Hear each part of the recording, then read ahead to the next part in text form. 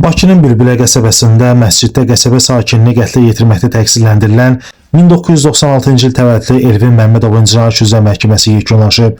Bakı Əzəntər Məhkəməsinin hakimi Azər Tağıyevin sədrliyi ilə keçirilən prosesdə dövlət ittihamçısı Rauf Malışov ittiham nitqi ilə çıxış edərək məhkəməyə təqsirləndirilən şəxsin 18 il 6 ay müddətinə azadlıqdan məhrum edilməsini təklif edib. Vəkil müdafiə çıxışı etdikdən sonra təqsirləndirilən şəxs son söz deyib. Məhkəmə müşavirəyə gedib qayıtdıqdan sonra hökmə elan edib. Hökmə əsasən Elvin Məmmədov 17 il müddətinə azadlıqdan məhrum edilib. Məhkəmə istintaqı dövründə Elvin Məmmədov ittiham üzrə özünü təqsiri bilməyib. O ifadəsində bunları bildirib. Mən cinayəti törədəndə mərhum yatmış vəziyyətdə olmayıb.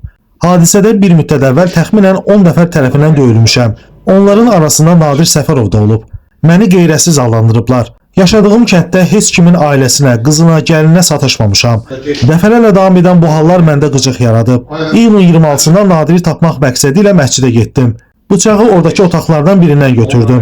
Namaz otağında Nadiri yatmış vəziyyətdə gördüm və oyadaraq ayağa qalxmasını tələb etdim.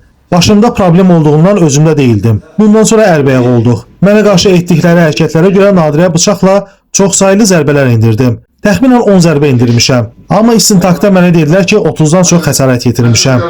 Qeyd edək ki, hadisə ötən ilin iyulunda səhər saat 5 radələrində Bülbülə qəsəbəsində baş verib. Belə ki, İmamzadə məscidində 1990-cı il təvəllüdlü Nadir Səfərovun öldürülməsi barədə Suraxanı rayon prokurorluğuna məlumat daxil olub.